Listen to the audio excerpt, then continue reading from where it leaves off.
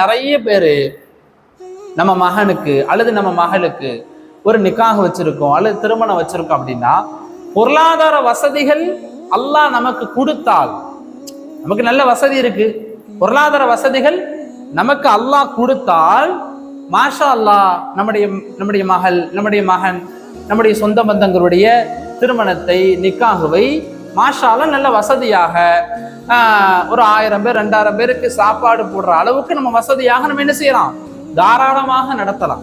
ஆனா நம்மள நிறைய பேரு தகுதிக்கு மீறி நம்ம என்ன செய்யறோம், ஆசைப்படுறோம். வருமானம், மாச வருமானம் 20,000 ரூபாய் 30,000 ரூபாய், திருமணத்துக்கு கையில ஒரு பைசா இருக்காது. ஆனால் நம்ம என்ன செய்வோம், நம்முடைய கௌரவம் என்னாகிறது, நம்முடைய அந்தஸ்து என்னாகிறது, அவ மகளுக்கு அவ இப்படி ஜாம் ஜாமன் முடிச்சாலே, அவ பிள்ளைக்கு இப்படி ஜாம் ஜாம் முடிச்சாலே, நம்ம அண்ணன் நல்ல முடிச்சானே, நம்ம தம்பி நல்ல முடிச்சானே, திருமணத்துக்கு இத்தனை பேருக்கு சாப்பாடு போட்டானே, அதே மாதிரி நம்மள என்ன செய்யணும், நம்ம பிள்ளைக்கு திருமணம் முடிக்கணும், கல்யாணம் பண்ணணும் அப்படின்னு வருமானம் இல்லாமல், வசதி இல்லாமல் இன்னைக்கு நிறைய பேரு தன் கௌரவத்துக்காக வேண்டி, பேராசைக்காக வேண்டி இன்னைக்கு என்ன செய்யறோம், திருமணத்தை ஆடம்பரமாக நம் வசதி பொருளாதாரத்தையும் தாண்டி நம்ம செய்யறோம். அப்படி செய்யும் பொழுது என்ன செய்யறோம், வட்டிக்கு வாங்குறோம், பேங்க்ல லோன் எடுக்கிறோம், நகையை கொண்டு அடகு வைக்கிறோம், சொந்த பந்தங்கள்கிட்ட கடன் வாங்குறோம். இப்படி கடன் வாங்கி வட்டிக்கு எடுத்து நம்ம கௌரவம் என்னாகிறது, நம்முடைய இமேஜ் என்னாகிறது, 4 பேர் நம்மளை மட்டமா நினைச்சிடக்கூடாது அப்படின்றதுக்காக வேண்டி ஒரு பேராசையில நம்ம பிள்ளை கல்யாணத்தை கடன் வாங்கியாவது நல்ல முடிச்சிடணும் அப்படின்ற பேராசையில நம்ம என்ன செய்யறோம், நம்ம வரவுக்கு மீறி நம்ம திருமணத்தை நடத்துறோம். கடைசியில திருமணம் முடிஞ்ச அந்த 40 நாள் நமக்கு சந்தோஷமா இருக்கும். அதுக்கு பிறகு அந்த கடனை எப்படி அடைக்கிறது, அந்த கடனை எப்படி திருப்புறது, இப்படியே நம்முடைய வாழ்க்கை நஷ்டத்திலும் மட்டகரத்திலும் இழிவிலும் நிம்மதியற்ற சூழலிலும் நம்முடைய வாழ்க்கை மாறி. காரணம் என்ன, நம் வரவுக்கு மீறி நாம் ஆசைப்பட்டதனுடைய விளைவு. இன்னைக்கு நிறைய குடும்பங்கள்ல திருமணத்துக்கு கடன் வாங்கி அதை அடைக்க முடியாம, அதை கெட்ட முடியாம கஷ்டப்படுறதை நம்ம பார்க்கணுமா இல்லையா? காரணம் என்ன, நம்ம வசதிக்கு தக்க நம்ம முடிக்கிறது இல்லை. சாயங்காலம் ஒரு டீ பார்ட்டியோட நம்ம முடிக்கிறது. அல்லாஹ்வுடைய தூதர் சொன்னார்கள், எளிமையான திருமணத்தில் தான் அல்லாஹ் பரக்கத்தை வைத்திருக்கிறான். ஆனா இன்னைக்கு என்ன செய்யறோம், எளிமையாக திருமணம் முடிக்கிறத 4 பேர் தப்பா பேசுவாங்களே, 4 பேருக்கு நம்ம மதிப்பு என்ன ஆகிறது, 4 பேர் நம்மளை தவறா நினைச்சிருவாங்கன்றதுக்காக வேண்டி கடன் வாங்கி திருமணம் முடிச்சு, கல்யாணம் முடிச்சு, அந்த கடனை அடைக்க முடியாம கஷ்டப்படக்கூடிய சூழலை நம்ம பார்க்கிறோம்.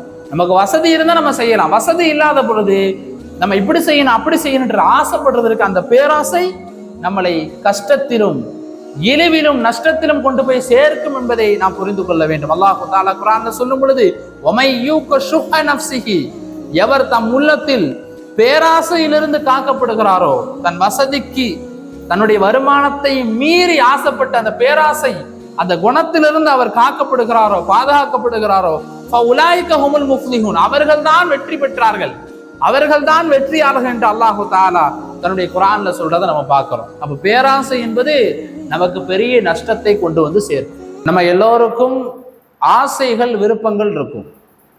நம்ம எல்லாருக்குமே மனிதனாக படைக்கப்பட்ட எல்லோருக்கும் ஆசைகள் இருக்கும், விருப்பங்கள் இருக்கும். ஒரு பொருளின் மீது ஒரு விருப்பம் இருக்கும், ஒரு விஷயத்தின் மீது நமக்கு ஒரு ஆசை இருக்கும், அது நம்ம கிடைக்கணும், அது மாதிரி நம்ம இருக்கணும், இதை வாங்கணும் அப்படின்னு நம்ம என்ன செய்வோம், ஆசைப்படுவோம். விருப்பம் நம்மளிடத்துல இருக்கும். மனிதனாக படைக்கப்பட்ட எல்லோருக்கும் ஆசைகள் இருக்கும், விருப்பங்கள் இருக்கும். அந்த ஆசைகள் விருப்பங்கள் மனிதனுக்கு இயல்பாக வரக்கூடியது, அதுல எந்த ஒரு தவறும் கிடையாது. எல்லாருக்கும் ஆசைகள் இருக்கு. அந்த ஆசை எல்லை கடந்து பேராசையாக மாறும் பொழுது, பேராசையாக அது மாறும்போதுதான் அங்கு நமக்கு பாதிப்பு ஏற்படுகிறது, நஷ்டம் ஏற்படுகிறது, இழிவு ஏற்படுகிறது. பழமொழி கூட தமிழ் அழகாக சொல்லுவாங்க, பேராசை என்பது நமக்கு பெரும் நஷ்டத்தை கொண்டு வந்து சேர்க்கும் என்பதை தமிழ்ல பழமொழிகள்ல நம்ம பல விஷயங்கள்ல நம்ம என்ன செஞ்சிருக்கோம், கேள்விப்பட்டிருக்கோம். அல்லாஹ்வுடைய தூதர் ஸல்லல்லாஹு அலைஹி வஸல்லம் அவர்கள் சொன்னார்கள், வத்தகு ஷுஹ, நீங்கள் பேராசை என்ற குணத்தை கொண்டு அல்லாஹ்விடத்தில் அஞ்சு கொள்ளுங்கள். அல்லாஹ்வுடைய தூதர் சொன்னாங்க, வத்தகு ஷுஹ, பேராசைப்படுவதிலிருந்து அல்லாஹ்வை நீங்கள் பயந்து கொள்ளுங்கள். பேராசைப்படுவதிலிருந்து அல்லாஹ்வை நீங்கள் பயந்து கொள்ளுங்கள். ஃபஇன்ன ஷுஹ, நிச்சயமாக பேராசை என்பது அஹலக மன் கான கபலக்கும், உங்களுக்கு முன்னுள்ள சமூகத்தை இந்த பேராசை தான் அழித்தது. இந்த பேராசையினால் தான் அவர்கள் வீணாக போனார்கள், இந்த பேராசையினால் தான் அவர்கள் அழிந்து போனார்கள் என்று அல்லாஹ்வுடைய தூதர் ஸல்லல்லாஹு அலைஹி வஸல்லம், பேராசையை நீங்கள் பயந்து கொள்ளுங்கள், அந்த பேராசையினால் தான் உங்களுக்கு முன்னுள்ள சமூகம் எல்லாம் அழிந்து போனது என்று அல்லாஹ்வுடைய தூதர் ஸல்லல்லாஹு அலைஹி வஸல்லம் சொன்னார். ஆசைனா என்ன, பேராசைன்னா என்ன? இது ரெண்டுக்கு நமக்கு டிஃப்ரெண்ட். இதை பிரித்து அறிய நமக்கு தெரியணும். ஆசை என்பது நம்முடைய தகுதிக்கும் நம்முடைய வருமானத்துக்கும் உட்பட்டதாக இருக்கும். உதாரணத்துக்கு நம்ம என்ன செய்யறோம், உழைச்சி நிறைய வேலைகள் பார்த்து சிறுக சிறுக ஒரு 2 லட்ச ரூபா 3 லட்ச ரூபா சேர்த்து வச்சிருக்கோம். அந்த சேர்த்து வச்ச சேமிப்புல இருந்து ஒரு வீடு கட்டணும் ஆசைப்படுறோம், இது வெறும் ஆசை. அது மாதிரி ஒரு கார் வாங்கணும், ஒரு பைக் வாங்கணும்னு ஆசைப்படுறோம். நம்முடைய வருமானத்துக்கு உட்பட்டு நம் தகுதிக்கு உட்பட்டு ஒரு பொருளை வாங்கணும், அல்லது ஒரு வீடு கட்டணும், ஒரு பைக் வாங்கணும், ஒரு நல்ல ஃப்ரிட்ஜ் வாங்கணும், இப்படி நம்ம வருமானத்துக்கு உட்பட்டு நினைக்கிற பாருங்க, இது ஆசை. இந்த ஆசை நமக்கு பிரச்சனை இல்லை. ஆனால் நம் வருமானத்தையும் தாண்டி நம் தகுதியையும் தாண்டி ஆசைப்படுற பாருங்க, அதுதான் பேராசை. நம் வருமானத்துக்கு உட்பட்டு ஆசைப்படுறது அது ஆசை, சாதாரண ஆசை. நம் வருமானத்தையும் நம் தகுதியையும் தாண்டி ஆசைப்படுவது என்பது அது பேராசை. அந்த பேராசை தான் நமக்கு இழிவையும் நஷ்டத்தையும் நமக்கு தருகிறது என்பதை நாம் ஆழமாக புரிந்து கொள்ள வேண்டும். உதாரணத்துக்கு ஒருத்தர் மீன் பிடிக்க போறாரு, ஆத்துக்கு மீன் பிடிக்க போறாருன்னு வைங்களேன். தன் குடும்பத்துக்காகவே இந்த மீன் பிடிக்க போறாரு. தன் குடும்பத்துக்கு ஒரு 2 மீன் போதும் அல்லது 3 மீன் போதும் வீட்டில் சமைச்சு சாப்பிட்றதுக்கு. அவர் நினைக்கிறாரு இந்த ஆத்துல உள்ள எல்லா மீனும் எனக்கு தான் சொந்தம் அப்படின்னு நினைக்கிறாரு. இது பேராசை, இது பேராசை. இந்த பேராசை நமக்கும் நஷ்டத்தை கொடுக்கும், மற்றவர்களுக்கு என்ன செய்யும், ஒரு தொந்தரவாக அது அமையும் என்பதை நாம் புரிஞ்சுக்கணும். அப்போ அல்லாஹ்வுடைய தூதர் சொன்னார்கள், ஆசைப்படலாம், தவறு இல்லை. நம் தகுதிக்கு நம்முடைய வருமானத்துக்கு உட்பட்டு ஆசைப்படுறது அது ஆசை, அது தவறு இல்லை. ஆனால் நம் வருமானத்துக்கும் நம் தகுதிக்கு உட்பட்டு எனக்கு மட்டும் தான் கிடைக்கணும், வேற யாருக்கு இது கிடைக்க கூடாது அப்படின்னு அந்த பேராசை இருக்கு பாருங்க. அந்த பேராசை என்பது நமக்கு நஷ்டத்தையும் இழிவையும் மட்டகரமான ஒரு நிலையை நமக்கு தந்துவிடும் என்பதை நம்ம ஆழமாக விளங்கி கொள்ளணும். அல்லாஹ்வுடைய தூதர் ஸல்லல்லாஹு அலைஹி வஸல்லம் சொன்னார்கள், லவ் அன்னலி இப்னி ஆதம, ஆதமுடைய மகன், அதாவது நம்மை பற்றி அல்லாஹ்வுடைய தூதர் சொன்னார்கள், வாதியன் மின் தஹபின், ஒரு பள்ளத்தாக்கு இருக்கிறது, அந்த பள்ளத்தாக்கு முழுக்க என்ன இருக்கு, தங்கம் நிரப்பப்பட்டிருக்கு. பள்ளத்தாக்கு முழுக்க தங்கம் நிரப்பப்பட்டிருக்கு. இந்த தங்கம் யாருக்கு கொடுக்கப்பட்டிருக்கு, நமக்கு கொடுக்கப்பட்டிருக்கு. ஆதமுடைய மக்களாகிய நமக்கு ஒரு பள்ளத்தாக்கு நிறைய தங்கம் கொடுக்கப்பட்டாலும் அஹப்ப அன் யகூன லஹு வாதியானி, நம்ம என்ன நினைப்போம், நம்ம என்ன ஆசைப்படுவோம்னா இத மாதிரி இன்னும் 2 தங்க பள்ளத்தாக்கு நமக்கு கிடைக்காதா அப்படின்னு ஆசைப்படுவோம். ஒரு பெரிய பள்ள நிறைய தங்கம் கொடுத்தாலும் இத மாதிரி இன்னும் 2 படங்கு வேணுமே அப்படின்ற ஆசை மனிதனுக்கு இருக்கும் என்பதை அல்லாஹ்வுடைய தூதர் சொன்னார்கள்.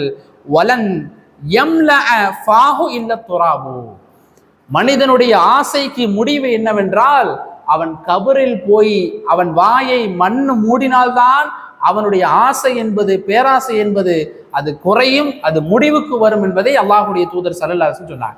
இப்ப கபருக்கு போனாதான் அந்த பேராசை என்பது ஒரு மனிதனுக்கு முடிவு வரும். அது வரைக்கும் அவன் என்ன செய்வான், கொடுத்ததை கொண்டு இருக்கிறதை கொண்டு நமக்கு வர்ற வருமானத்தை கொண்டு அவன் பொருந்திக்க மாட்டான்.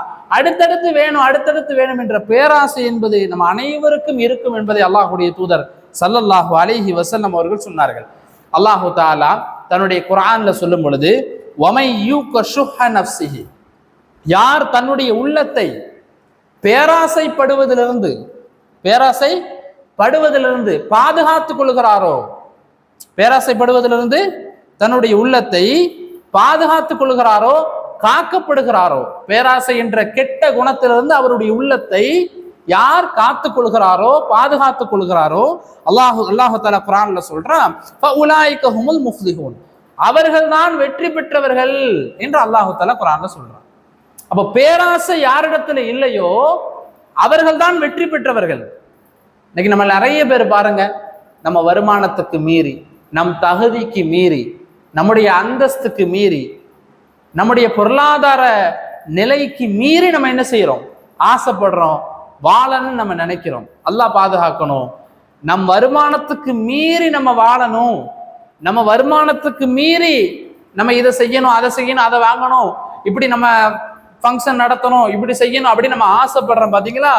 இது நமக்கு பெரிய இழிவையும் நஷ்டத்தையும் கேவலத்தையும் தான் தரும் என்பதை நம்ம நல்லா புரிஞ்சுக்கணும். நம்மள நிறைய பேர் நம்ம மகனுக்கு அல்லது நம்ம மகளுக்கு ஒரு நிக்காக வச்சிருக்கோம் அல்லது திருமணம் வச்சிருக்கோம் அப்படின்னா, பொருளாதார வசதிகள் அல்லாஹ் நமக்கு கொடுத்தால், நமக்கு நல்ல வசதி இருக்கு, பொருளாதார வசதிகள் நமக்கு அல்லாஹ் கொடுத்தால், மாஷா அல்லாஹ் நம்முடைய மகள், நம்முடைய மகன், நம்முடைய சொந்த பந்தங்களுடைய திருமணத்தை, நிக்காகுவை மாஷா அல்லாஹ் நல்ல வசதியாக ஒரு 1000 பேர் 2000 பேருக்கு சாப்பாடு போடுற அளவுக்கு நம்ம வசதியாக நம்ம என்ன செய்யலாம்?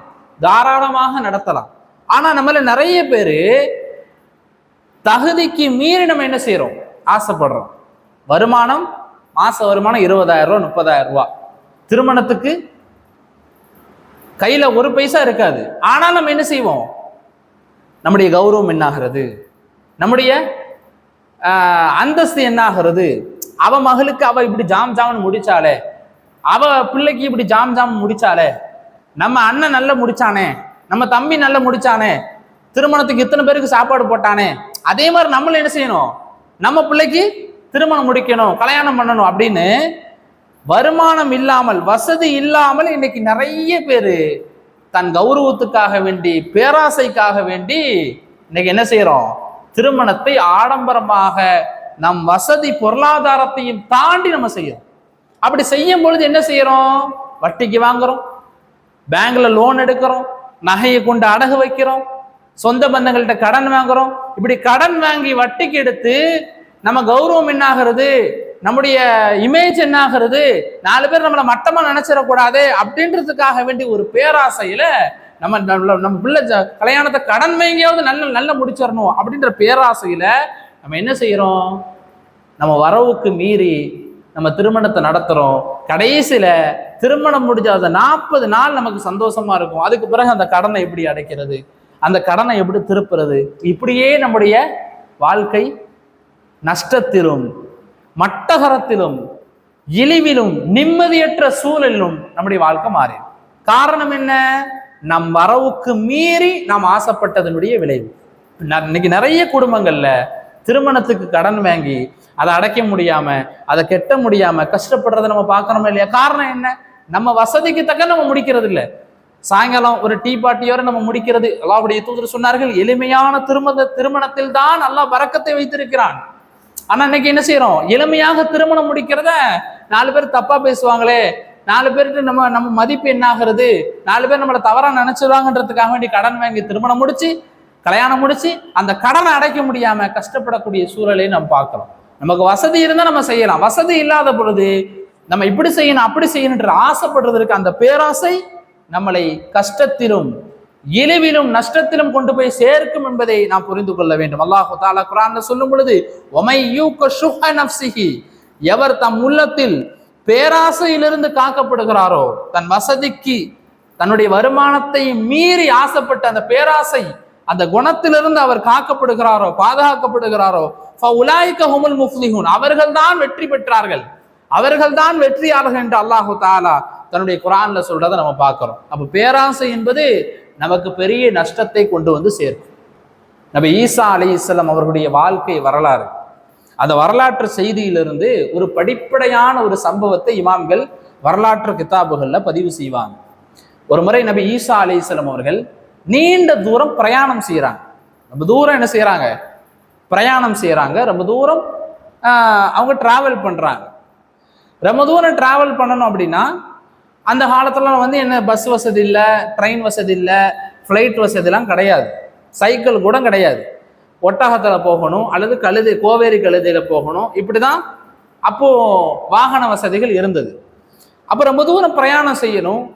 இன்னைக்கு ஒரு இடத்துக்கு நம்ம போறதா இருந்தா ஹோட்டல் இருக்குது, ஏதாவது வாங்கி சாப்பிட்டுக்கலாம், அல்லது டீ கடை இருக்கு, டீ குடிச்சிக்கலாம், தண்ணி குடிச்சிக்கலாம், வடை சாப்பிட்டுக்கலாம். அப்போலாம் வந்து பாலைவனத்துல தான் பிரயாணம். அப்ப அங்க எந்த ஒரு கடையும் இருக்காது, எந்த வசதிகளும் இருக்காது. அப்ப வீட்டுல இருந்து ஏதாவது கட்டுச்சாதங்கள் கட்டிட்டு போகணும். இன்னைக்கு நம்ம சென்னை வரைக்கும் போறதா இருந்தா வீட்டுல லெமன் ரைஸ் கட்டிக்கிட்டு அதுக்கு ஏதாவது தொட்டுக்கிறதுக்கு ஏதாவது வச்சுக்கிட்டு நம்ம டிஃபன் பாக்ஸ்ல அடைச்சு கொண்டு போறோமா இல்லையா, பஸ்ல சாப்பிட்றதுக்கு, ட்ரெயின்ல சாப்பிட்றதுக்கு. இது மாதிரி கட்டுச்சாதங்கள் கொண்டு போகணும்.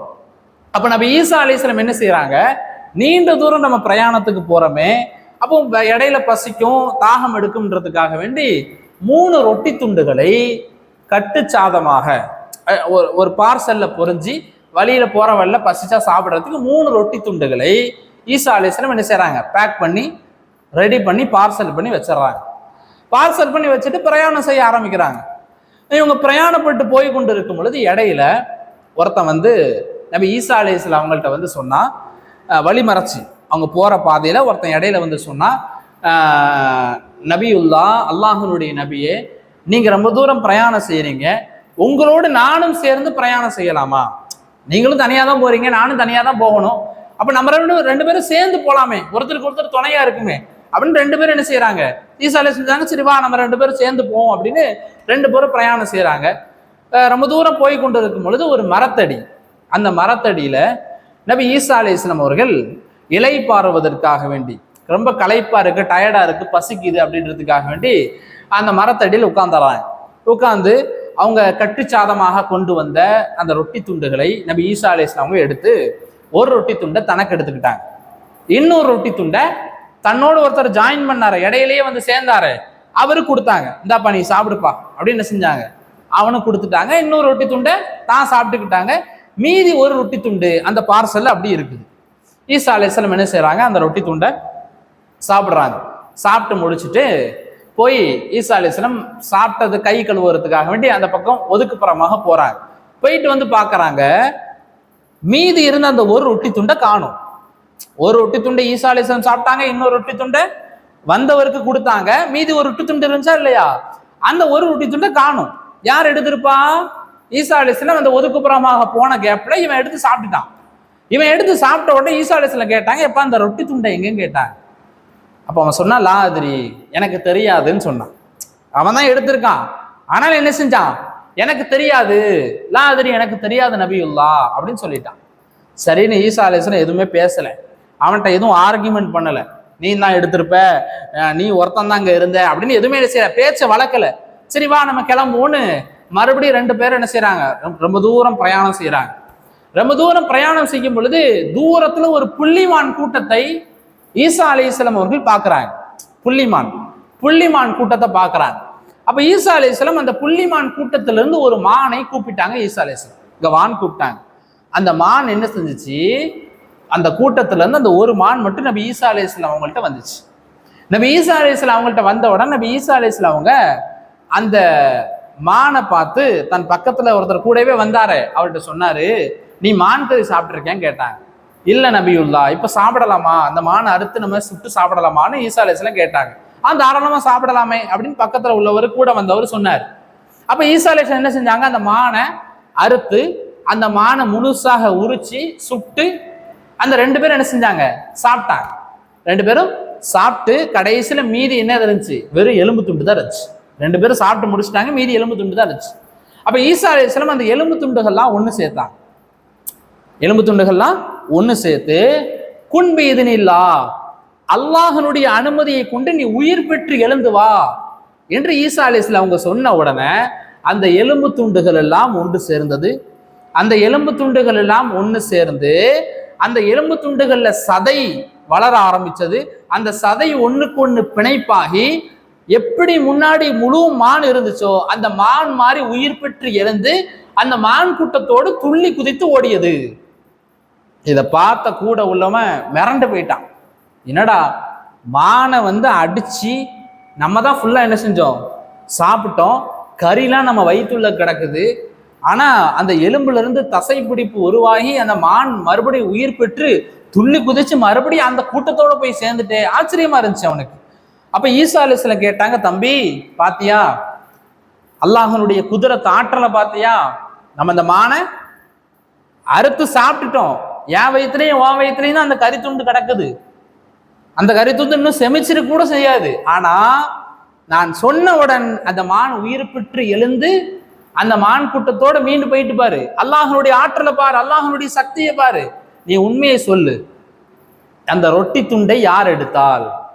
மீதி ஒரு ரொட்டி துண்டு காணா போச்சுல்ல, அந்த ரொட்டி துண்டை யார் எடுத்தா அப்படின்னு ஈசா அலைஹிஸ்ஸலாம் கேட்டாங்க. அப்ப ஈசா அலைஹிஸ்ஸலாம் கேட்ட உடனே அவர் மீண்டும் சொன்னாரு, இல்ல இல்ல நபியுல்லா, நான் எடுக்கல, லா அதிரி, எனக்கு தெரியாதுன்னு சொன்னார். அப்ப ஈசா அலைஹிஸ்ஸலாம் எதுவுமே பேசல. சரி, இவன்கிட்ட போய் என்னத்தை போட்டு பேசிக்கிட்டு அப்படின்னு எதுவுமே பேசல. சரி வா கிளம்புன்னு மறுபடியும் 2 பேரும் நீண்ட தூரம் பிரயாணம் செய்யறாங்க. நீண்ட தூரம் பிரயாணம் செய்யும் பொழுது வழியில ஒரு ஆத்துல வெள்ளப்பெருக்கு ஓடிக்கொண்டு இருக்கு. காற்றாட்டு வெள்ளம் சொல்லுவோம் பார்த்தீங்களா, அதே மாதிரி அதிகமான வெள்ளம், தண்ணி பீரிட்டு பாஞ்சு ஓடுது. இப்ப அந்த ஆத்தை கடந்து போனாதான் அடுத்த பாதைக்கு நம்ம போக முடியும், அப்படிதான் சூழல். இப்ப அந்த ஆத்தை கடக்கணும். இப்ப பக்கத்துல உள்ளவன் சொன்னா, கூட வந்தவன் சொன்னா, நபியுல்லா, அல்லாஹனுடைய நபியே, எப்படி அந்த ஆத்தை நம்ம கடந்து போக போறோம் அப்படின்னு கேட்கும்போது ஈசா அலைஹிஸ்ஸலாம் என் கையை பிடின்னு சொன்னாங்க. எப்ப என் கையை பிடின்னு சொன்னாங்க. கையை பிடிச்சு ஈசா அலைஹிஸ்ஸலாம் அவர்கள் தண்ணியின் மீது நடந்து அந்த ஆற்றை கடந்தார்கள். அப்படி ஆறு வெள்ள பெருக்கு ஓடிக்கிட்டு இருக்கு. ஆனாலும் அல்லாஹனுடைய ஆற்றலால், அல்லாஹனுடைய சக்தியால் நபி ஈசா அலைஹிஸ்ஸலாம் அவர்கள் அந்த தண்ணியின் மீது நடந்து அந்த ஆற்றை கடந்து சென்றார்கள். கூட வந்த இவனும் தண்ணி மேல நடந்து அப்படியே அந்த ஆற்றை கடந்து போயிட்டாங்க. அப்ப ஈசா அலைஹிஸ்ஸலாம் அவங்க இந்த செஞ்ச அற்புதத்தை பார்த்து இவன் ஆச்சரியப்பட்டான்.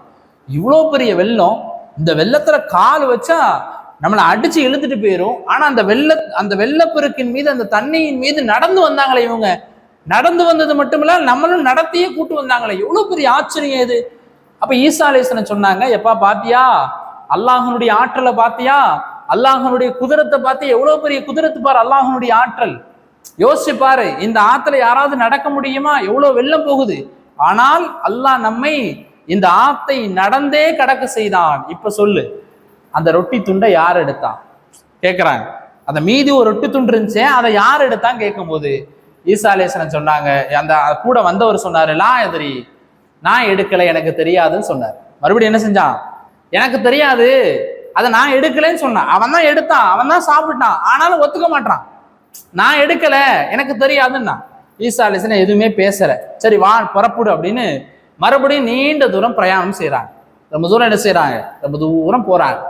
போய் கொண்டு இருக்கும் பொழுது ஒரு பாலைவன மணல் பகுதி, அந்த மணல் பகுதியில நபி ஈசா அலைஹிஸ்ஸலாம் அவர்கள் உட்கார்ந்தாங்க. கீழே உட்கார்ந்து தான் கூட வந்தவனையும் எங்க வா என் கூட உட்காருன்னு உட்கார வச்சாங்க. உட்கார வச்சு அந்த மண்ணை 3 குவியலாக குமித்தார்கள். ஈசா அலைஹிஸ்ஸலாம் என்ன செஞ்சாங்க? அந்த மண்ணை 3 குவியலாக குவித்தாங்க. 3 குவியலாக குவிச்சு அல்லாஹனுடைய அனுமதியை கொண்டு இந்த 3 குவியலும் தங்கமாக மாறட்டும் என்று ஈசா அலைஹிஸ்ஸலாம் சொன்னாங்க. அப்ப அந்த 3 குவியலும் தங்கமாக மாறிட்டு, 3 குவியலும் தங்கமாக மாறின உடனே பக்கத்துல உள்ளவனுக்கு அவ்வளவு சிரிப்பு, அவ்வளவு ஆனந்தம். இவ்வளவு தங்கமா, 3 குவியல் தங்கமா, மணல் எப்படி தங்கமா மாறிச்சு? அவனுக்கு ஆசை, ஆனந்தம், மகிழ்ச்சி அவ்வளவு இருந்துச்சு. அப்ப ஈசா அலைஹிஸ்ஸலாம் மறுபடியும் கேட்டாங்க, எப்பா உண்மையை சொல்லு, அந்த ரொட்டி துண்டை யார் எடுத்தா? அந்த ரொட்டி துண்டை இப்ப சொல்லு, பாரு அல்லாஹனுடைய ஆற்றலை பாரு. ஒரு மண்ணை தங்கமாக அல்லாஹ் 3 குவியலாக நமக்கு மாத்தி கொடுத்துட்டான் பாரு.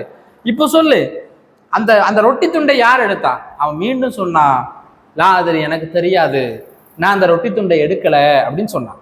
அந்த ரொட்டி துண்டை நான் எடுக்கல அப்படின்னு சொன்னான். அப்போ ஈசா அலைஹிஸ்ஸலாம் சொன்னாங்க, சரி விடு, உன்கிட்ட இதுக்கப்புறம் பேசி பிரயோஜனம் இல்லை. இந்த 3 தங்க குவியல் இருக்குதா இல்லையா? இந்த 3 தங்க குவியல்ல ஒரு குவியல் எனக்கு, இன்னொரு குவியல் உனக்கு. இந்த 3வது ஒரு குவியல் இருக்கு, இந்த தங்க குவியல் யார் அந்த ரொட்டி துண்டை எடுத்து சாப்பிட்டாரோ அவருக்கு இந்த தங்க குவியல் அப்படின்னு ஈசா அலைஹிஸ்ஸலாம் சொல்லிட்டாங்க. உடனே இவனுக்கு ஆசை, அந்த பேராசையில தான் செய்த தவறை உடனே ஒப்புக்கொண்டான். நபியுல்லா, அந்த ரொட்டி துண்டை நான் தான் எடுத்தேன், எனக்கு அந்த 2 தங்க குவியலையும் கொடுத்துருங்க அப்படின்னு சொல்லிட்டான். அந்த பேராசையில பாருங்க, தான் செஞ்ச தம்பை அவன் ஒத்துக்கவே இல்லை. திரும்ப திரும்ப வந்து அடுத்தடுத்து கேட்டுக்கிட்டே வந்தாங்க, யார் எடுத்தான்னு கேட்டுக்கிட்டே இருந்தாங்க. லாதிரி எனக்கு தெரியாதுன்னு சொன்னவன் அந்த தங்கத்தின் மீது உண்டான பேராசையினால் அவன் சொன்னான், அந்த ரொட்டி துண்டை நான் தான் எடுத்தேன், எனக்கு இந்த 2 தங்க குவியலையும் கொடுத்துருங்க அப்படின்னு சொன்ன உடனே நபி ஈசா அலைஹிஸ்ஸலாம் அவர்கிட்ட சொன்னாங்க, தம்பி உனக்கு பேராசை அதிகமாக இருக்குது, இனிமே நீ என் கூட வராத, நான் என் ரூட்டை பார்த்து, என் வேலையை பார்த்து, என் பாதையை பார்த்து நான் போறேன், உன் ரூட்டை பார்த்து உன் பாதையை பார்த்து நீ போயிரு. உன் பேராசையினா நீ அழிஞ்சு போயிருவ. பேராசை பிடித்தவனோடு நான் கூட வரமாட்டேன்னு ஈசா அலைஹிஸ்ஸலாம் அவங்க பரப்பட்டு போயிட்டாங்க தனியா. இப்போ 3 தங்க குவியல். இவன் மட்டும் என்ன செய்யறான்? உட்காந்து அந்த தங்க குவியலை என்னடா செய்யலான்னு யோசிச்சுக்கிட்டு இருக்கான். யோசிச்சுக்கிட்டு இருக்கும் பொழுது ரொம்ப தூரத்துல இருந்து 2 நபர்கள் வந்தாங்க. 2 நபர்கள் ரொம்ப தூரத்துல இருந்து வந்தாங்க. அப்ப ரொம்ப தூரத்துல இருந்து வந்து அந்த தங்க குவியலை நெருங்கி வந்துட்டாங்க. நெருங்கி வந்த உடனே அப்ப அந்த 3 பேரும் சேர்ந்து பிளான் பண்றாங்க. வந்த 2 பேரும் இவனும் சேர்ந்து சொல்றாங்க, ஒரு தங்க குவியல் எனக்கு, மீதி 2 தங்க குவியல் உங்களுக்கு அப்படின்னு சொன்ன உடனே 3 பேரும் 3 தங்க குவியலை பிரிச்சுட்டாங்க. பிரிச்சதுக்கு அப்புறம் அந்த 3 பேருக்கு பசி எடுக்குது, கடுமையான பசி எடுக்குது. சாப்பாடு இல்லை.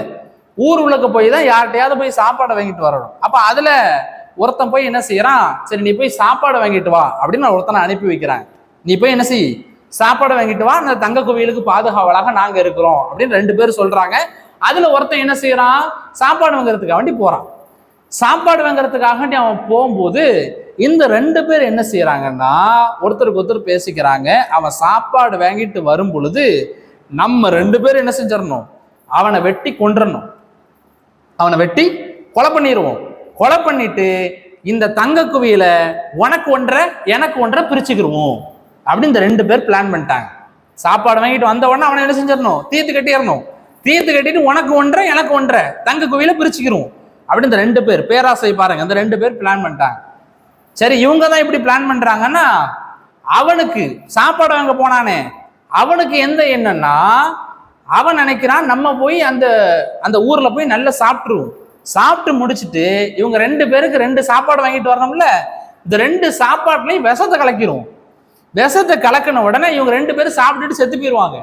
சாப்பிட்டுட்டு இவங்க 2 பேரும் இறந்ததுக்கு அப்புறம் அந்த 3 தங்க குவியலையும் நம்ம எடுத்துக்கலாம் அப்படின்னு அவனுக்கு பிளான், அவனுக்கு அந்த சிந்தனை. சரின்னு அவன் என்ன செய்யறான், அந்த ஊர்ல போய் சாப்பிட்டுட்டு 2 விஷம் தடவப்பட்ட சாப்பாடுகளை கொண்டு வர்றான். 2 சாப்பாடை கொண்டு வர்றான். அவன் சாப்பிட்டுட்டான், ஊர்லயே சாப்பிட்டுட்டு விஷம் தடவப்பட்ட சாப்பாடை அவன் என்ன செய்யறான், வாங்கிட்டு வரான். வாங்கிட்டு வந்த உடனே இவங்க 2 பேரும் பிளான் பண்ணாங்களே அவனை கொல்லணும்னு, உடனே இவங்க என்ன செஞ்சாங்க, வாள் எடுத்து அவனை கொன்னுட்டாங்க. 2 பேரும் வாள் எடுத்து அவனை வெட்டிட்டாங்க. வெட்டின உடனே அவன் மூத்தாயிட்டான். அவன் மூத்தானதுக்கு அப்புறம் 2 பேருக்கு சந்தோஷம். ஆஹா, ஒன்றை நம்ம பிரிச்சுக்கலாம் அப்படின்னு சந்தோஷத்துல அவன் வாங்கிட்டு வந்த சாப்பாடை சாப்பிடணுமேனு 2 பேரும் வாங்கிட்டு வந்த சாப்பாடை சாப்பிட்டாங்க. சாப்பிட்டா என்ன ஆகும், அந்த 2 சாப்பாடுலயும் விஷம். 2 சாப்பாடுலயும் அவன் என்ன செஞ்சிருக்கான், விஷத்தை கலக்கி கொண்டு வந்திருக்கான். 2 சாப்பாடையும் இவர்கள் சாப்பிட்டு இந்த 2 பேரும் நுரக்கி இவர்கள் 2 பேருமே மூத்தா போனார்கள். கடைசியில அவனுக்கும் கிடைக்கல, இவங்க 2 பேருக்கும் இந்த தங்க குவியல் கிடைக்கல. 3 பேரும் மூத்தா போனார்கள் என்பதாக வரலாற்று எழுதுவார்கள். கடைசியில் அந்த தங்க குவியல் அந்த தங்க குவியலாகவே இருந்துச்சு. பிற்காலத்துல ஈசா அலைஹிஸ்ஸலாம் அவர்கள் அந்த பக்கமாக போகும் பொழுது 3 எலும்பு கூடுகளும் அந்த தங்க குவியலும் அப்படியே இருந்தது. அப்ப இதுல இருந்து நமக்கு என்ன தெரியுதுன்னா, பேராசையினால் எனக்கு அந்த தங்க குவியல் வேணும் அப்படின்றதுக்காக வேண்டி அவனை கொல்றதுக்கு இவன் முயற்சி பண்ணான். எனக்கு அந்த தங்க குவியல் வேணுன்றதுக்காக வேண்டி சாப்பாட்டுல விஷத்தை கலக்கி இந்த 2 பேரத்தை கொன்றதுக்காக வேண்டி அவன் முயற்சி பண்ணான். அந்த பேராசை என்பது கடைசியில் பெரும் நஷ்டத்தை தான் நமக்கு கொண்டு வந்து சேர்க்கும் என்பதை நபி ஈசா அலைஹிஸ்ஸலாம் அவருடைய இந்த வரலாற்று இந்த செய்தியிலிருந்து நம்ம ஆழமாக புரிஞ்சு கொள்ள முடியும். இப்ப பேராசைப்படக்கூடாது. அந்த பேராசை என்பது நமக்கு நஷ்டத்தை தான் கொடுக்கும், நமக்கு லாபத்தை என்னைக்குமே கொடுக்காது. அந்த பேராசை என்பது நமக்கு இழிவை தான் கொடுக்கும். அந்த பேராசை என்பது நமக்கு ஆபத்தை தான் கொடுக்கும் என்பதை நாம் புரிஞ்சுக்கணும். இன்னைக்கு பாருங்க, பணக்காரர்களுக்கு இந்த பொதுவாகவே காசு வந்துட்டு, பணம் வந்துட்டு, வசதி வந்துட்டுனா ஒரு ஆணவம், ஒரு திமிரு வந்துடும். பணக்காரர்களுக்கு ஒரு திமிரு, ஒரு ஆணவம் இருக்கும். நல்ல வசதி உள்ளவங்களாம் நீங்க பாத்தீங்கன்னா யாரையும் மதிக்க மாட்டாங்க. சலாம் சொன்னா கூட பதில் சலாம் சொல்ல மாட்டாங்க. அவங்களுக்குலாம் என்னன்னா, அவங்களுக்கு அல்லாஹ் எவ்வளவுதான் கொடுத்தாலும் போதும் அல்ஹம்துலில்லாஹ்னு நினைக்க மாட்டாங்க. இன்னும் சேர்க்கணும்னு நினைப்பாங்க. அப்படித்தானே? பேங்க்ல 5 லட்சம் ரூபாய் இருந்தாலும் கூட இன்னும் 10 லட்சமா எப்படி மாத்தலாம் அப்படின்றதான் யோசிப்பாங்க. 5 லட்ச ரூபாய் அல்லாஹ் கொடுத்துருக்கானே போதும்னு நினைக்க மாட்டாங்க. இன்னும் எனக்கு வேணும், இன்னும் மாத்தன்னு நினைப்பாங்க. ஒரு வீடு இருந்தா இன்னொரு வீடு வேணும், இன்னொரு வீடு கட்டணும்னு நினைப்பாங்க. 10 வீடு இருந்தாலும் இன்னும் 20 வீடு கட்டணும்னு நினைப்பாங்க. பணக்காரர்களுக்கு, வசதி உள்ளவர்களுக்கு போதும் என்ற மனமே இருக்காது. அந்த பேராசை இன்னும் அந்த பேராசை என்பது அவங்களுக்கு வளர்ந்து கொண்டே போகும். அல்லாஹுடைய தூதர் ஸல்லல்லாஹு அலைஹி வஸல்லம் சொன்னாங்க, இப்படிப்பட்ட பேராசையுடைய பணக்காரர்கள் பெயரளவில் அவர்கள் பணக்காரர்கள், ஆனால் அவர்களுக்கு நிம்மதி இருக்காது. அவர்களுக்கு என்ன செய்யாது? வாழ்க்கையில நிம்மதி இருக்காது. அவர்கள் பணக்காரர்களா? உண்மையை சொல்ல போனால் அவர்கள் ஏழை என்று அல்லாஹுடைய தூதர் சொன்னாங்க. அல்லாஹுடைய தூதர் ஸல்லல்லாஹு அலைஹி வஸல்லம் சொன்னார்கள், லைஸல் கினா அன் கஸ்ரத்தில் ஆரலி, அதிகமாக காசு பணங்கள் செல்வங்கள் வருமானங்கள் உள்ளவர் பணக்காரர் அல்ல என்று அல்லாஹுடைய தூதர் சொன்னாங்க. நல்ல வசதி இருக்கு, வீடு இருக்கு, வாசல் இருக்கு, பங்களா இருக்கு, கார் இருக்கு, பைக் இருக்கு, நல்ல வருமானம் இருக்குது, இவர் பணக்காரரா? இவர் பணக்காரர் இல்லை என்று அல்லாஹுடைய தூதர் சொன்னாங்க. அப்ப யார் பணக்காரர், யார் செல்வந்தர்? வலாக்கின்னல் கினா கினன் நஃப்ஸ், யார் போதுமென்ற மனத்தோடு வாழுகிறாரோ அவர்தான் செல்வந்தர் என்று அல்லாஹுடைய தூதர் சொன்னார். அல்லாஹ் நமக்கு இவ்வளவுதான் கொடுத்திருக்கான், அல்ஹம்துலில்லாஹ் போதும். அல்லாஹ் நமக்கு இதுதான் தந்திருக்கான், அல்ஹம்துலில்லாஹ் போதும். இப்படி போதுமென்ற மனத்தோடு பேராசைப்படாமல், அடுத்தவர்களை பார்த்து இப்படி ஆகணும் அப்படி ஆகணும், தன் வருமானத்தை மீறி தன் தகுதியை மீறி பேராசைப்படாமல் அல்லாஹ் கொடுத்ததை கொண்டு யார் குழந்தை வாழ்கிறாரோ மாஷா அல்லாஹ், அல்லாஹுடைய தூதர் சொன்னார்கள், அவர்தான் பணக்காரர். என்னதான் வசதி இருந்தோம், என்னதான் பணக்காரனா இருந்தோம், பெரிய பதவியில இருந்தோம், அந்தஸ்துல இருந்தோம், காரு மங்களா வீடுன்னு இருந்தோம், இன்னும் சேர்க்கணும் நினைக்கிறானே அவன் ஏழை, அவன் பணக்காரன் அல்ல. போதும் என்ற மனம் யாருக்கு வருகிறதோ அவர்தான் பணக்காரர், அவர்தான் செல்வந்தர், அவருக்குத்தான் நிம்மதியான வாழ்க்கை என்று அல்லாஹ்வுடைய தூதர் ஸல்லல்லாஹு அலைஹி வஸல்லம் அவர்கள் சொன்னார்கள். அல்லாஹ்வுடைய தூதர் சொன்னார்கள், யார் வெற்றியாளர்கள் தெரியுமா என்று அல்லாஹ்வுடைய தூதர் சொன்னார். கத் அஃப்லஹ, உறுதியாக யார் வெற்றி பெற்றவர் தெரியுமா? அல்லாஹ்வுடைய தூதர் சொன்னார்கள், வெற்றியாளர்கள் யார்? மன் அஸ்லம, ஒருவர் இஸ்லாத்தை ஏற்றிருப்பார், அவர் முஸ்லிமா இருப்பார், இஸ்லாத்தை ஏற்றிருப்பார், ஏற்றதற்கு பிறகு ஒரு ருசிக்க கஃபாஃபன், அவருடைய வாழ்வாதாரம் என்பது அவருக்கு போதுமானதாக இருக்கும். இஸ்லாத்தை ஏற்றிருப்பார், அதுக்கு பிறகு அவருடைய வாழ்வாதாரம் அவருக்கு அல்லாஹ் போதுமான வாழ்வாதாரத்தை கொடுத்திருப்பான். இருக்கிறதுக்கு நல்ல அழகான ஒரு வீடு, செய்யறதுக்கு ஒரு அழகான தொழில், மாசம் ஒரு 20,000 ரூபாய் 25,000 வருமானம், இப்படி போதுமான வருமானம், போதுமான வீட்டு வசதி, இப்படி எல்லாமே ஒரு போதுமான அளவுக்கு அவருடைய வாழ்வாதாரம் இருக்கும். சாப்பிட்றதுக்கு மாஷா அல்லாஹ் ஒரு நல்ல உணவு, உடுக்கிறதுக்கு நல்ல உடை, நல்ல போதுமான ஒரு ஒரு ஒரு வசதியான மீடியமான ஒரு வாழ்க்கை அல்லாஹ் அவருக்கு போதுமான வாழ்வாதாரத்தை கொடுத்திருப்பான். அல்லாஹ் கொடுத்த அந்த போதுமான வருமானத்தையும், 15,000 அல்லாஹ் மாசம் வருமானத்தை கொடுத்திருக்கான் நமக்கு அப்படின்னா, 20,000 மாசம் வருமானத்தை அல்லாஹ் நமக்கு கொடுத்திருக்கான் அப்படின்னா, ஒரு சின்ன ஓலை வீடோ குருசை வீடோ தங்குறதுக்கு அல்லாஹ் ஒரு வீடை நமக்கு கொடுத்திருக்கா அப்படின்னா, அந்த வருமானத்தையும் அந்த தங்குற வீடையும் நமக்கு அல்லாஹ் கொடுத்ததை யார் பொருந்தி கொண்டு வாழ்கிறாரோ, மாஷா அல்லாஹ் அல்லாஹ் எனக்கு கொடுத்திருக்கிறது எனக்கு போதும், இப்படி யார் பொருந்தி கொண்டு வாழ்கிறாரோ கது அஃப்லஹ, அவர்தான் வெற்றி பெற்றவர். இம்மை மறுமையில் வெற்றியாளர் யார்? எனக்கு இன்னும் வேணும் இன்னும் வேணும் இன்னும் வேணும் என்று பேராசை பிடித்தவர் அல்ல. அல்லாஹ் கொடுத்ததை யார் பொருந்தி கொண்டு திருப்தி கொண்டு யார் வாழுகிறாரோ அவர்தான் வெற்றியாளர் என்று அல்லாஹ்வுடைய தூதர் ஸல்லல்லாஹு அலைஹி வஸல்லம் சொன்னார்கள். அல்லாஹ்வுடைய தூதர் ஸல்லல்லாஹு அலைஹி வஸல்லம் சொன்னார்கள், ஃபமன் ரலிய பிமா கஸமல்லாஹு லஹு, யார் அல்லாஹ் கொடுத்ததை கொண்டு பொருந்தி வாழ்கிறாரோ, அல்லாஹ் நமக்கு பங்கு வைத்ததை கொண்டு, அல்லாஹ் நமக்கு இவ்வளவு கொடுத்திருக்கான், நம்முடைய வீடு வசதி இவ்வளவுதான், நம்முடைய மாச வருமானம் இவ்வளவுதான், அல்லாஹ் நமக்கு இவ்வளவுதான் கொடுத்திருக்கான்னா மாஷா அல்லாஹ் அல்ஹம்துலில்லாஹ், அல்லாஹ் கொடுத்ததை கொண்டு யார் பொருந்தி வாழுகிற, எனக்கு போதும் இப்ப அல்லாஹ் இவ்வளவு கொடுத்திருக்கான், போதும் எனக்கு திருப்தியா இருக்கு அப்படின்னு அல்லாஹ் நமக்கு கொடுத்ததை கொண்டு யார் பொருந்தி கொண்டு வாழுகிறாரோ பாரக்கல்லாஹு லஹு ஃபீஹி, அல்லாஹ் அந்த கொடுத்ததில் மென்மேலும் பரக்கத்தை அபிவிருத்தியை செய்கிறான் என்று அல்லாஹ்வுடைய தூதர் சொன்னார். மாசம் 20,000 ரூபாய் தான் நமக்கு வருமானம் அப்படின்னா, மாஷா அல்லாஹ் எனக்கு போதும் அல்ஹம்துலில்லாஹ் அல்லாஹ் இவ்வளவு கொடுத்திருக்கானே அப்படின்னு நம்ம அதை பொருந்தி கொண்டால், அந்த 20,000 அந்த 15,000 அல்லாஹ் பரக்கத்தை ஏற்படுத்துகிறான்.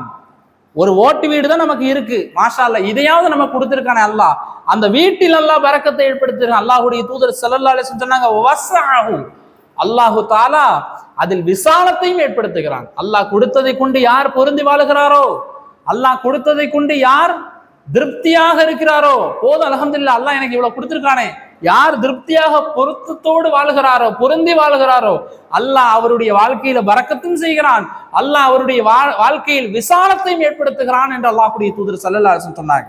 அல்லாஹ்வுடைய தூதர் சொன்னார்கள், வமன் லம் யர்ல, யார் அல்லாஹ் கொடுத்ததை கொண்டு பொருந்தி கொள்ளாமல் திருப்தி கொள்ளாமல் வாழுகிறாரோ, எனக்கு இன்னும் வேணும். அல்லாஹ் எனக்கு என்னத்தை கொடுத்துட்டான்?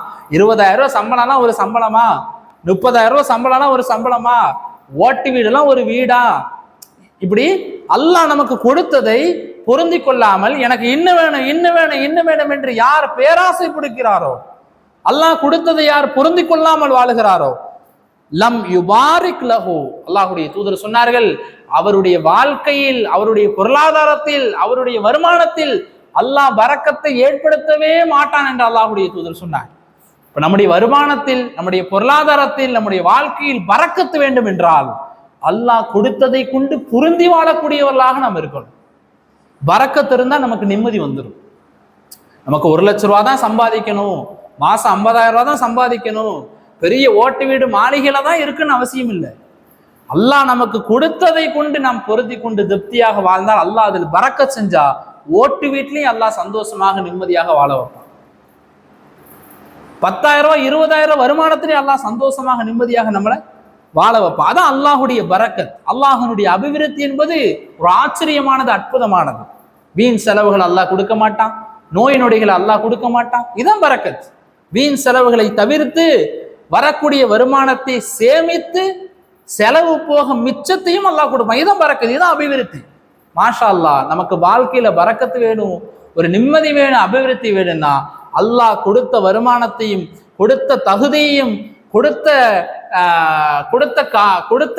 நமக்கு கொடுத்தவற்றை எல்லாவற்றையும் நாம் பொருந்தி வாழ்ந்தால் நம்முடைய வாழ்க்கையில் பரக்கத்து இருக்கும்.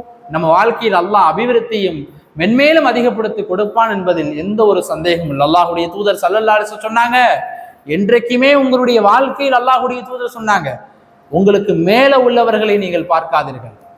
அல்லாஹுடைய தூதர் சொன்ன வார்த்தை, உங்களுக்கு மேல உள்ளவர்களை நீங்க பார்க்காதீங்க.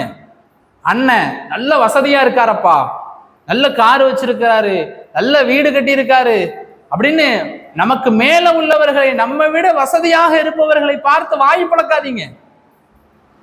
நம்ம தங்கச்சி, நம்ம அக்கா, நம்ம பக்கத்து வீட்டுக்காரவங்க நம்மளை விட நல்ல வசதியா இருக்காங்களே, நம்மளை விட நல்ல பெரிய ஆளா வந்துட்டாங்களே, பதவியிலும் அந்தஸ்திலும் அவ பிள்ளைய பாரு நல்ல பெரிய லெவல்ல இருக்கானே, இப்படி நம்மை விட தகுதியால், பொருளாதாரத்தால், வருமானத்தால், அந்தஸ்தால், பணத்தால் உயர்ந்தவர்களை பார்த்து வாயை புழக்காதீர்கள். அவர்களை பார்த்து நீங்க ஏங்காதீங்க, அப்படிப்பட்ட அவசியமே இல்லை. அல்லாஹுடைய தூதர் சொன்னார்கள், உங்களுக்கு மேலுள்ளவர்களை பார்த்து நீங்கள் ஏங்க வேண்டாம், அவர்களை நீங்கள் பார்க்க வேண்டிய அவசியம் இல்லை. உங்களுக்கு கீழையும் எத்தனை நபர்கள் இருக்கிறார்கள் அவர்களை பாருங்கள். அப்பதான் அல்லாஹ் உங்களுக்கு கொடுத்த வாழ்க்கையை, உங்களுக்கு அல்லாஹ் எவ்வளவு பெரிய வாழ்க்கையை கொடுத்திருக்கான் என்பது உங்களுக்கு உணரும், உங்களுக்கு புரியும். பாருங்க, நமக்கு கீழே பாருங்களேன், நமக்காவது தங்குறதுக்கு வீடு இருக்கு, நைட்டு சாப்பாடு இருக்குது. எத்தனையோ பேருக்கு தங்குறதுக்கு வீடு இல்லாம பஸ் ஸ்டாண்ட்லயும் பிளாட்ஃபார்ம்லையும் படுத்திருக்கிறாங்க. எத்தனையோ பேரை பாருங்க, நைட்டு உணவு இல்லாம பிச்சை எடுத்து சாப்பிடக்கூடிய நிலைமை. நமக்கும் கீழே எத்தனை பேர் இருக்கிறாங்க, இல்ல இருக்காங்களா இல்லையா? நம்ம வீட்டுல பைக் இருக்கு, எத்தனையோ பேர் வீட்டுல சைக்கிள் கூட இல்லை. நம்ம வீட்டுல நல்ல டச் போன் இருக்கு, எத்தனையோ பேர் வீட்டுல பட்டன் போன் கூட கிடையாது. இப்ப அல்லாஹ் நமக்கு கொடுத்ததை கொண்டு நாம் புரிந்து கொள்ள வேண்டும். நமக்கு மேல உள்ளவர்களை பார்க்காம நமக்கு கீழே உள்ளவர்கள் நீங்கள் பாருங்கள் என்று அல்லாஹ்வுடைய தூதர் சொன்னாங்க. நமக்கு கீழே உள்ளவர்களை நாம் பார்க்கும் பொழுதுதான் மாஷா அல்லாஹ், அல்ஹம்துலில்லாஹ், அல்லாஹ் நமக்கு எவ்வளவு கொடுத்திருக்கான் அப்படின்ற ஒரு நன்றி உணர்வு நமக்கு இயல்பாகவே வரும், ஒரு திருப்தி உணர்வு நமக்கு இயல்பாகவே வரும் என்பதை நான் புரிஞ்சுக்கணும். இப்போ இன்ஷா அல்லாஹ் வரக்கூடிய காலங்கள்ல யார் மீதும் ஒரு ஏக்கங்கள், பேராசைகள் நம்ம என்ன செய்யக்கூடாது, படவே கூடாது. பேராசைப்படாமல் அல்லாஹ் கொடுத்ததை கொண்டு நாம் பொருந்தி வாழணும். நம்ம வீட்டில் ஒரு சாதாரண ஃப்ரிட்ஜ் இருக்குன்னா அல்ஹம்துலில்லாஹ், அதுலேயும் கூலிங் இருக்க தான் செய்யும். அதுலேயும் நம்ம சாப்பாடை வைக்கலாம், காய்கறியை வைக்கலாம், அதுவும் கூலிங்காக இருக்க தான் செய்யும். அவங்க டபுள் டோர் ஃப்ரிட்ஜ் வச்சிருக்காங்க, எனக்கு அதுதான் வேணும். நம்ம வருமானத்துக்கு, நம்ம தகுதிக்கு மீறி ஆசைப்பட்டு கடனாளியாக நம்ம ஆக வேண்டிய அவசியமே இல்லை. நம்ம வீட்டில் இதுதான் இப்படி இருக்குன்னா, இவ்வளோதான் வருமானம்னா போதும். அடுத்த வீட்டை பார்த்தோ, நமக்கு மேலே உள்ளவங்களை பார்த்தோம், நமக்கு பக்கத்தில் உள்ளவங்களை பார்த்தோம், நமக்கு சொந்தக்காரங்களை பார்த்தோம், நம்ம இப்படி வாழணும் அப்படி வாழணுன்ற அவசியம் இல்லை, அப்படி நினைக்க வேண்டிய தேவையும் இல்லை. அல்லாஹுடைய தூதர் சொன்னார்கள், அல்லாஹ் கொடுத்ததை கொண்டு பொருந்தி வாழுங்க. அல்லாஹ் எவ்வளவு நமக்கு கொடுத்துருக்கான், எவ்வளவு நமக்கு வருமானம் இருக்கு, என்ன தந்திருக்கான், அதுல பொருந்தி வாழ்ந்தால் மாஷா அல்லாஹ், அல்லாஹ் பரக்கத்தை நம்முடைய வாழ்க்கையில் மென்மேலும் அதிகப்படுத்துவான். அபிவிருத்தி அல்லாஹ் நிச்சயமாக கொடுப்பான். வல்ல ரஹ்மான் எதை கேட்டமோ அதுபடி வாழ்ந்து மறைவதற்கு உங்களுக்கும் எனக்கும் தௌஃபீக் செய்வானாக. வாஹிரு தஅவானா அல்ஹம்துலில்லாஹி ரப்பில் ஆலமீன். அஸ்ஸலாமு அலைக்கும் வரஹ்மத்துல்லாஹி தஆலா வபரகாத்துஹு.